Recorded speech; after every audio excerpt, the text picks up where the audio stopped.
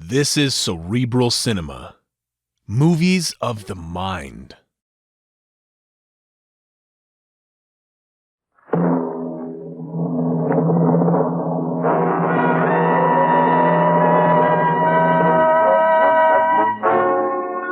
Dangerous Assignment. Transcribed, starring Brian Donlevy as Steve Mitchell.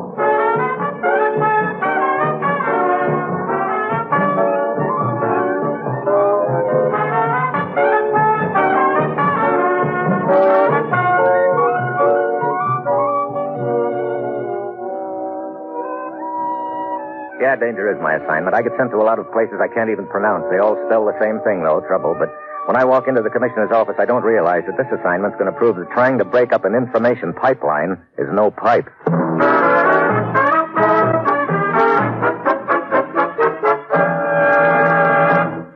Morning, Commissioner. You sent for me? Steve, you've an appointment to meet someone at the railroad station in Oslo tomorrow night. Blonde or redhead, Commissioner? Never mind. With my luck, it'll probably turn out to be a white-haired old gentleman. His name is Thorson, and he won't be expecting you. So what do we want with him? He'll be carrying a set of blueprints, Steve. Blueprints of a top-secret electronic computer unit designed by American technicians for the Navy's guided missile program. Are we sure he'll have the prints with him? Yes, we got that information from the man who stole the prints a week ago, Frank Amory. After what happened to him last night, he's been more than willing to talk. Oh? Oslo police found Amory in an alley, 3 bullet holes in him. Fortunately for us, he's managed to stay alive. Sounds like the old double cross, huh? Bullets for the payoff. Looks that way, Steve. Get over to the hospital in Oslo and talk with Amory. Get the information you need and grab Thorson. It's vitally important we recover those blueprints, Steve. Well, that's it. You've got your assignment. Good luck.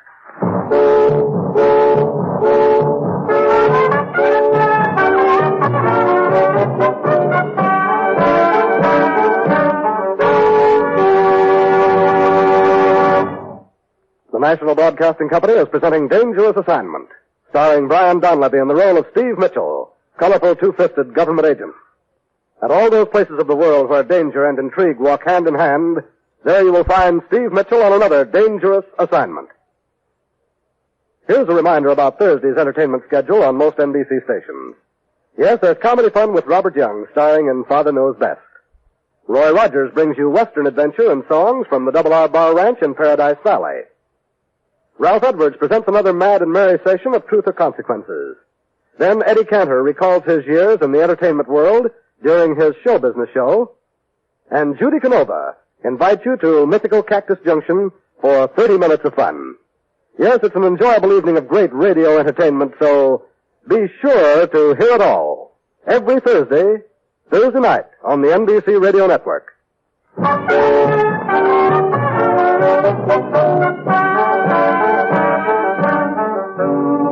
Sure, I've got my assignment. Get over to a hospital in Oslo, Norway, and have a chat with Frank Amory. He's responsible for lifting a set of top-secret U.S. blueprints, and now a gent named Thorson has them. It's my job to grab Thorson before he can pass them on to someone else. It's late Thursday afternoon when my plane lands, and half an hour later I'm at the hospital sitting at Amory. You ask the questions, I'll tell you everything I know. First of all, Amory, I want a description of Thorson. Well, he's about medium build, 40 years old. Just an ordinary-looking sort of guy. Oh, great. Look, what about this contact Thorson is supposed to meet? Do you know what he looks like? No.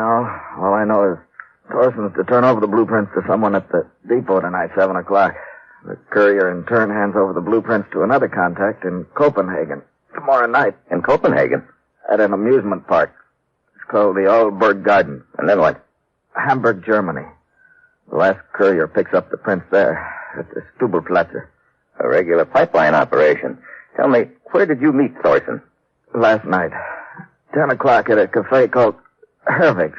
It's not far from my hotel. You think the waiter would remember you? Owner of the place waited on us. Yeah, he might remember. Sat in one of the back booths, had coffee. Waited about half an hour, then Thorson showed up. That when you turned over the prints? Yeah, the envelope. Thorson didn't want to pay up until he'd examined the prints. I was supposed to go back to my hotel and wait for him there. But you never got to the hotel. Just to that alley. 3 slugs in the back. Didn't see who it was, but not hard to make a guess, huh? Dirty double-crossing rat. Okay, Amory. I guess that'll be all for now. Oh, by the way, the doctors say you'll pull through, all right? After what I've done, is that good or bad? Mind if I don't answer that one? Well, see you around.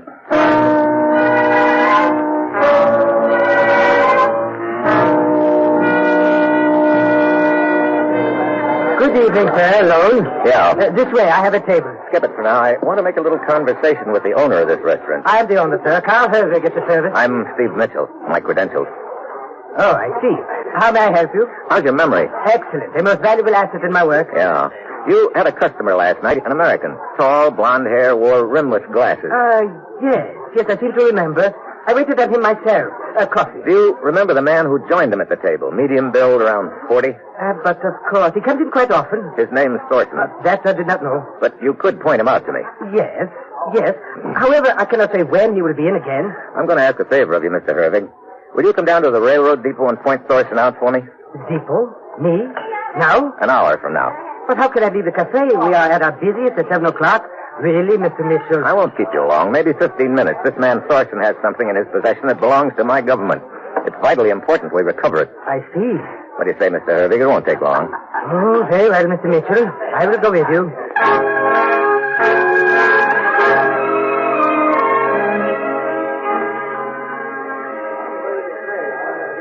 It's 10 minutes of 7 when Hervig and I pull up at the railroad station. We take up a position near the main entrance, and Hervig starts giving the crowd the once-over. No sign of Thorson. 7 o'clock. Still he hasn't put in an appearance. A few minutes later, Hervig tugs at my sleeve. There, Mr. Mitchell. There he is. Thorson. Where? The bench near the magazine stand. No, directly across. Oh, the man sitting at the end of the bench? Reading the newspaper, yes. That is your man. Look, he's getting up, moving away. Headed for the side entrance. You wait here, Hervig. I move quickly through the crowd, angle toward the side entrance, and I keep my eyes on Thorson all the time. Then something peculiar happens. Thorson must be equipped with built-in radar. He turns around suddenly and looks straight at me. Then he ducks out fast. I take after him on the double, catch up halfway down the block. Hold it, Buster. Let's go, I say. Not a chance. Move it, I kill you. Drop it. Drop it. I kill you. Okay, Buster. Sorry, Thorson, but you asked for it. Mr. Mitchell, are you all right? Yeah, sure. What happened? He's just sleeping off a left hook. I didn't like the way he was waving that knife around. Now, let's have a look in his pocket. Not in his overcoat. What made him run, Mr. Mitchell? He did not know you, did he? Instinct, I guess. Like the jungle animals, sensing danger. Some of these guys can spot the law a mile away. That's strange. You did not find what you expected? Envelope's not on him. Wait a minute. This newspaper. He was reading it at the depot? Yeah, the London Times. He probably bought it there from the girl at the magazine newspaper stand. Most attractive young lady. I could not help but notice her. So? So I want to check something. Keep your eyes on Thorson here. Think you can handle him? A simple matter. I will sit on him. I get back to the newspaper stand at the depot, but the blonde isn't there. I step to the other side of the counter. A cigarette is still burning in an ashtray, and on the wall nearby, dangling on a nail, is a coat hanger. It's rocking back and forth. Looks like the blonde has made a hasty departure. I hurry out into the street, catch sight of her just as she steps into a car. Before I can flag down a cab, she's disappeared into the traffic. I go on back to Hervig. He's still sitting on Thorson's chest. A good crowd is gathered by now, including the law. I fill the police lieutenant in on what happened. And what do you propose to do now, Mr. Mitchell? My best bet is to push on to Copenhagen and grab her when she shows up to turn over the envelope to the next courier. We can notify the authorities in Copenhagen if you wish. Yeah, do that. Send a description of the girl and have them put a couple of men at the amusement park, the Applegate Gardens, until I get there.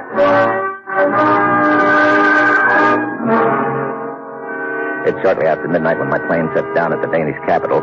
Captain Kolner of the Copenhagen police is there to meet me and hustles me over toward a waiting squad car. There's been no sign of the girl, Mr. Mitchell. My men were at the park until it closed for the night, about an hour ago. I didn't figure she'd beat me down here. Traveling by plane would be too risky for her. There is a possibility she could be making the journey part of it at least along the Swedish coast by auto or train. In that case, she won't show up here until tomorrow. What time does the amusement park open? 2 o'clock in the afternoon. Okay, Captain. In the meantime, I guess there's nothing much else we can do but wait.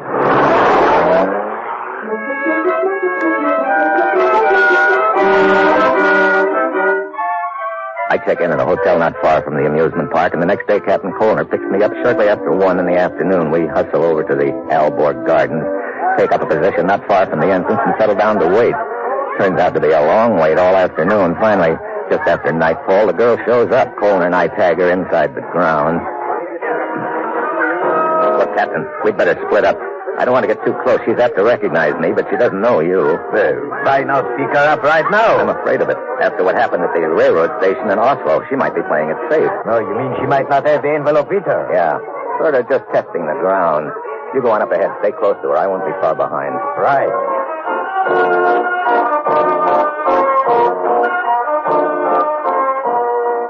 Colner moves up within a few feet of the girl, and I follow at a safe distance. She just goes on strolling casually through the ground, paying no particular attention to anything or anyone. 10 minutes later, she pulls up at the skating rink, sits down at a bench, and lights a cigarette. After a few drags, she flips it away, gets up, and starts in my direction. I have to duck out of the way fast. I slip into a narrow, dark passageway between two buildings, and that's when it happens. Something cracks me hard over my ear, and I sprawl headfirst into the weeds.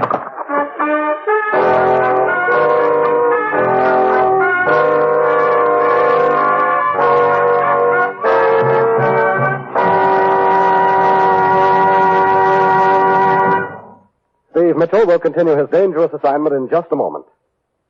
If you're one of the millions of Americans who daily drive their cars on our streets and highways, this message is for you.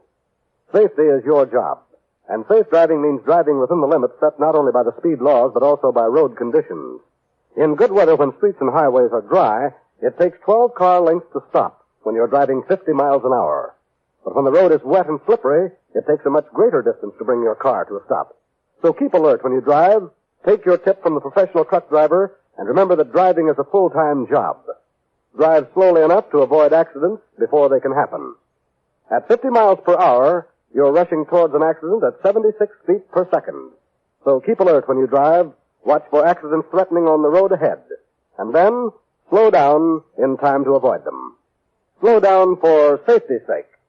And remember, only you can prevent accidents, and the life you save may be your own.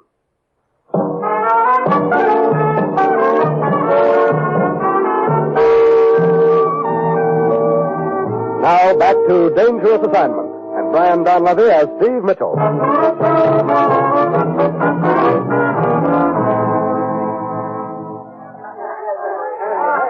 Mitchell. Mitchell. Eh? Oh, Captain Colner. Are you all right? Yeah, just a conk on the noggin. Did you see who eat you? No. He was between these two buildings in the dark. Looks like the girl's got a little helper in the deal. Hey, what happened to her? I've been watching her. She's over by the gate. Wait, she's just leaving through the gate. Come on.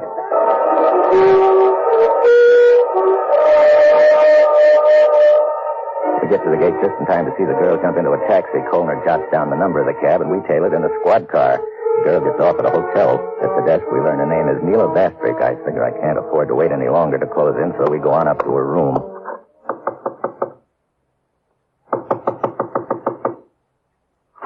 Yes?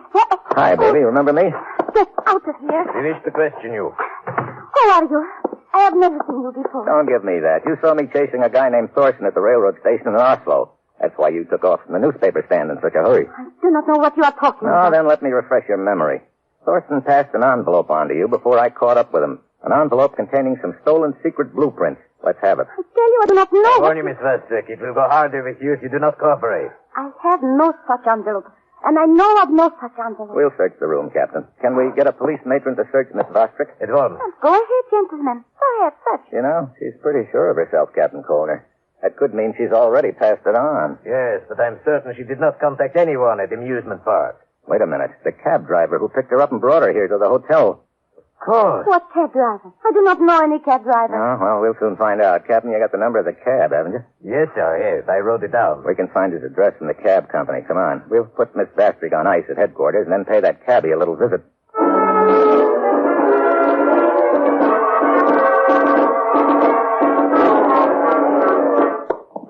You should be the cab driver's room at the end of the hall, Mitchell. Okay. The cab company said he'd gone off duty half an hour ago. He should be here. Easy now. He could decide to play her off.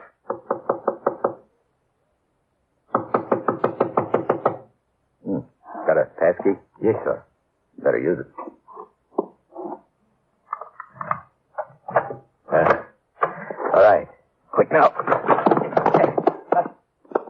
He's not here. Look, clothes scattered around the room. Looks like he flew the coop in one big hurry. Well, this is just great. Mitchell, see here on the dresser. The photo of the driver standing beside the cab. Yeah, I'll take it along. It may come in handy in Hamburg. Hamburg? Yeah. According to Amory in Oslo, that's the next pickup point, a square in Hamburg called Stubble plots.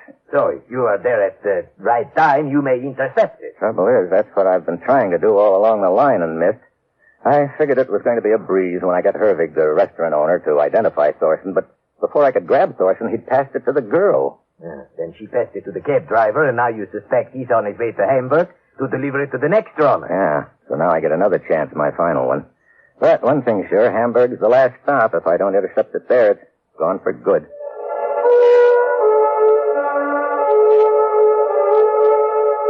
On checking the cab driver's photo at headquarters, we learn he's wanted for questioning in connection with a political killing, so Captain Colner decides to accompany me, which is good news to me because right now I need all the help I can get. It's after midnight when we arrive in Hamburg. We head for the Stubble Platz, a square with benches and a fountain in the middle. At one end of the square is a large cathedral with a clock in the bell tower. 2 a.m. You think the driver could have beaten us here, Mitchell? I don't see how. We moved fast when we found out he'd cleared out of his room in Copenhagen. True. And the military plane got us here to Hamburg faster than a civilian airliner. That's right. We should be in time, all right. And this bench is partially hidden by the trees. From here we can see the whole square, so looks like we might as well get comfortable.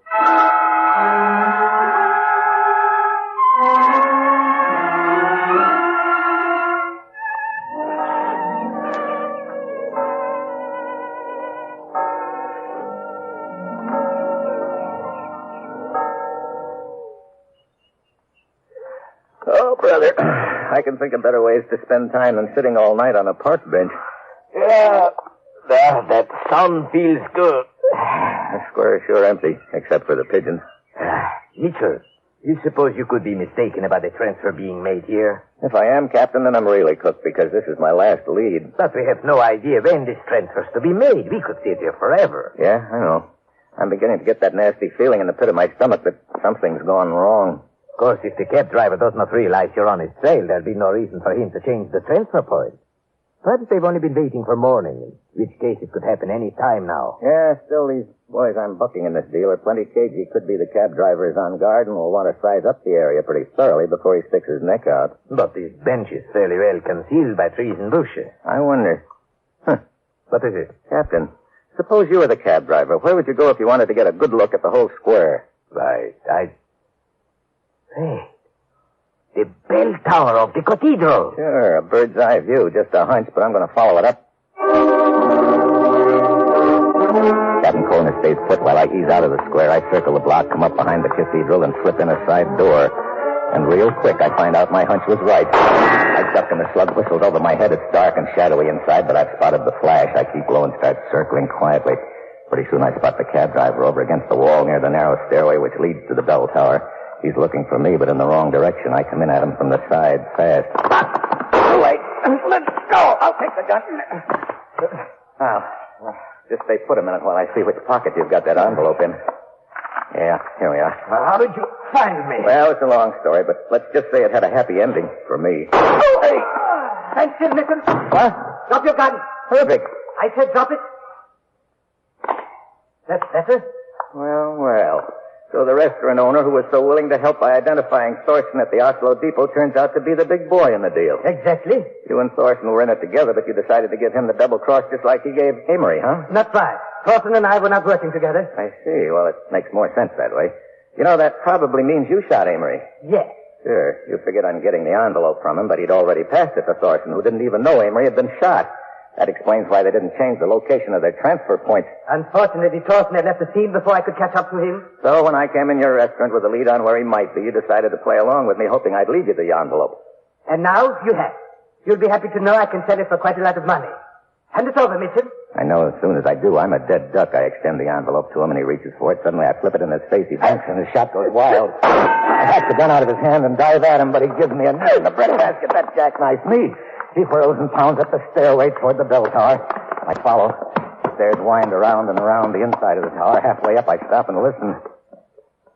Yeah, he's still climbing. I keep going, getting nearer to the top. I can see the steps end at the narrow catwalk which runs around the big bell at the top, just under the catwalk. I stop again to listen. No sound. Somewhere up on that catwalk, he's waiting for me. I ease up the last few steps slowly. Just as I get my head above the catwalk, I spot his foot coming at me. I duck and grab his ankle and twist. I throws him off balance. He dives across at the end of the catwalk, but he doesn't make it.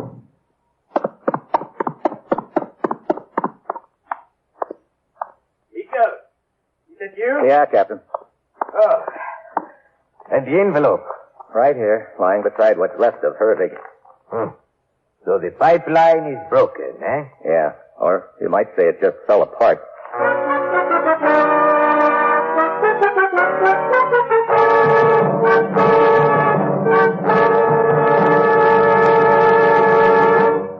Our star, Brian Donlevy, will return in a moment. If musical entertainment is high on your list of enjoyable radio programming, then NBC's Monday Night of Music was designed especially for you. When you set your radio dial to most NBC stations on Monday evening, you'll hear such stellar programs as The Railroad Hour, The Voice of Firestone, The Telephone Hour, and The Dinah Shore Show. The Railroad Hour presents Gordon MacRae and guest stars in memorable operettas. Howard Barlow conducts the orchestra and chorus on The Voice of Firestone, and the program always features the finest musical artists. The Telephone Hour brings you the music of Donald Voorhees and the Bell Symphonic Orchestra, as well as famous guests from the realm of music. Also on Monday evening, you'll hear the new Dinah Shore Show. Dinah now brings her singing talent to the NBC radio microphone twice each week, every Monday and Friday. Remember to join us for the new Dinah Shore Show. Make it a date to be one of the millions of people who each Monday evening enjoy NBC's musical program schedule.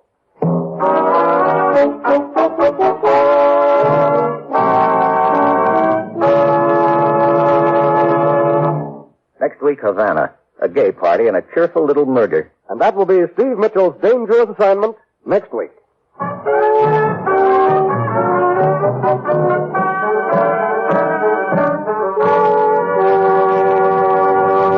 Included in tonight's cast were Dan Riss, Jan Arvan, Paul Freese, Tom Holland, and Gigi Pearson. This is John Storm speaking.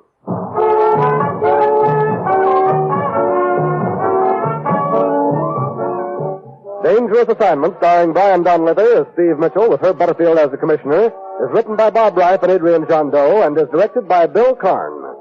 Be with us again next week at the same time when Brian Donlevy, starring in the role of Steve Mitchell, will embark on another transcribed Dangerous Assignment.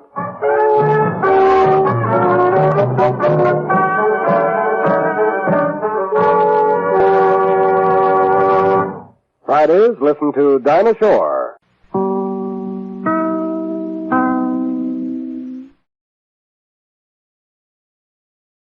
This is Cerebral Cinema. Movies of the mind.